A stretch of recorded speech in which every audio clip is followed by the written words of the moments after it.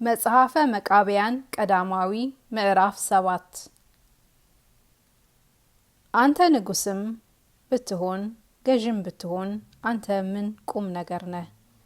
ፈቃዱን ታደርግ ዘንድ በትእዛዙም ጸንተህ ትኖር ዘንድ ፍርዱንም ትፈራ ዘንድ ካለመኖር ወደ መኖር አምጥቶ የፈጠረህ እግዚአብሔር አይደለምን? አንተ ባሮችህን እንድትቆጣቸው በላያቸውም እንድትሰለጥን ሰልጥነህ እንደዚሁም ሁሉ አንተንም የሚቆጣህ በላይህም የሚሰለጥን እግዚአብሔር አለ። አንተ ኃጢአት የሚሰሩ ሰዎችን ያለ ርህራሄ እንድትመታ እንደዚህም ሁሉ አንተንም የሚመታ እስከ ዘላለም ድረስ መውጫ ወደ ሌለው ወደ ገሃነምም የሚያወርድህ እግዚአብሔር አለ። ያልተገዛልህን እጅ መንሻም ያላመጣልህን አንተ እንደምትገርፍ አንተ ለእግዚአብሔር እጅ መንሻ የማታገባ ለምንድን ነው? አንተ ይፈሩ ዘንድ እንድትወድ የፈጠረህ ወገኖችንም በእውነት ትጠብቅ ዘንድ በፍጥረቱ ሁሉ ላይ ያነገሰህ እርሱ ነውና ፈጣሪህ እግዚአብሔርን የማትፈራው ለምንድን ነው? እግዚአብሔር እንደሾመህ በሚገባውና በእውነት ፍረድ እንጂ ፊት አይተህ ለታናሽና ለታላቅ አታድላ። ያለሱም ማንን ትፈራለህ? አምልኮቱንና 9ኙን ትእዛዝም ጠብቅ። ውሃና እሳትን አቀረብሁልህ፣ እጅህን ወደ ወደድኸው ጨምር ብሎ ሙሴ የእስራኤልንም ልጆች እንዳዘዛቸው ወደ ቀኝም ወደ ግራም አትሂድ። ቃሉን ትሰማ ዘንድ ትእዛዙን ታደርግ ዘንድ የምነግርህን ቃሉን ስማ። በባህር ማዶ ወይም በጥልቁ ማዶ ወይም በወንዙ ማዶ አለች አያት ዘንድ ቃሉንም ሰማ ዘንድ የእግዚአብሔርንም ትእዛዙን አደርግ ዘንድ ማን ያመጣልኛል እንዳትል፣ ሰምቼ አደርጋት ዘንድ ዳግመኛም ወደ ሰማይ ወጥቶ ያችን የእግዚአብሔርን ቃል ማን ያወርድልኛል እንዳትል፣ ባፍህ ልታስተምራት በእጅህ ልትመጸውትባት እነሆ የእግዚአብሔር ቃል የቀረበ ነው። የመጽሐፉንም ካልሰማኸው ፈጣሪህ እግዚአብሔርን አልሰማኸውም። ሕጉንም ካልጠበቅ እሱን አልወደድኸውም፣ ትእዛዙንም አላደረክም። አንተም ለዘላለሙ ወደ ገሃነም ትገባ ዘንድ አለህ። ትእዛዙንም ካልወደድህ በእውነት ትጠብቃቸው ዘንድ ከወገኖችህ ሁሉ ለይቶ ያከበረህ ያገነነህ የእግዚአብሔርን ፈቃድ ካላደረክ ለዘላለም ወደ ገሃነም ትገባ ዘንድ አለህ። ከሁሉ በላይ አደረገህ፣ የፈጠረህ መንግስትን የሰጠህ የፈጣሪህን ስም እያሰብክ በእውነት በሚገባ ወገኖችን ትገዛ ዘንድ በወገኖችም ላይ ሁሉ ላይ አነገሰህ። አንተን ከበደሉ ሰዎች የምትገርፋቸው አሉ።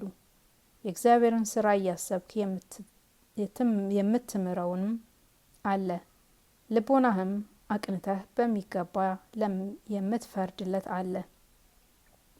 በፊትህም በተከራከሩ ጊዜ ፊት አይተህ አታድላ።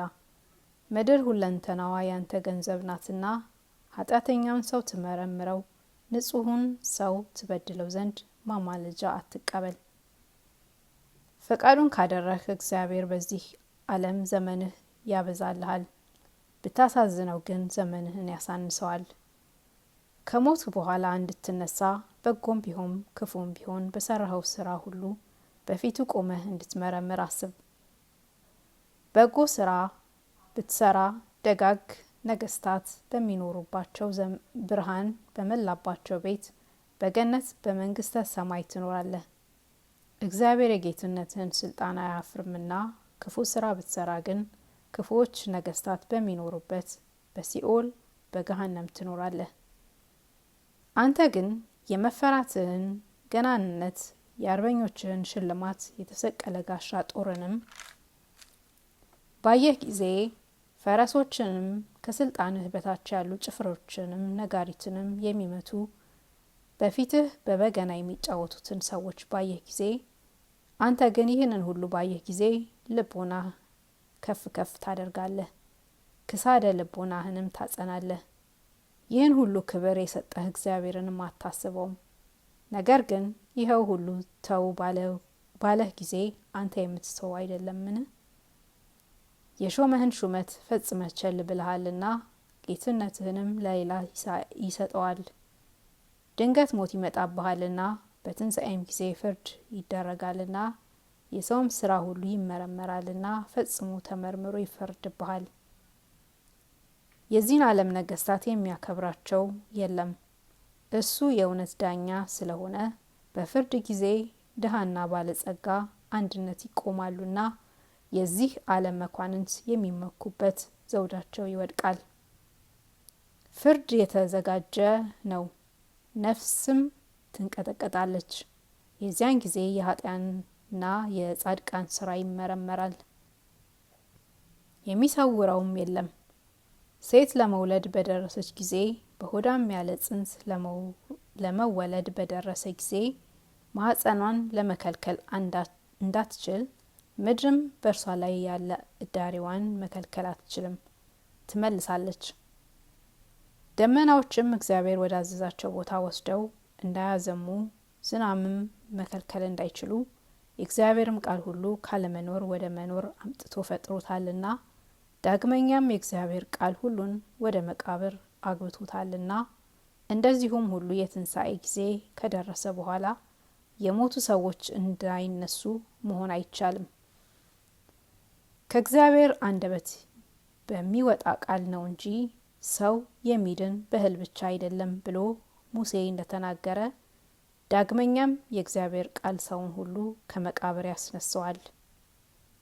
እነሆ የሞቱ ሰዎች በእግዚአብሔር ቃል እንዲነሱ ታወቀ።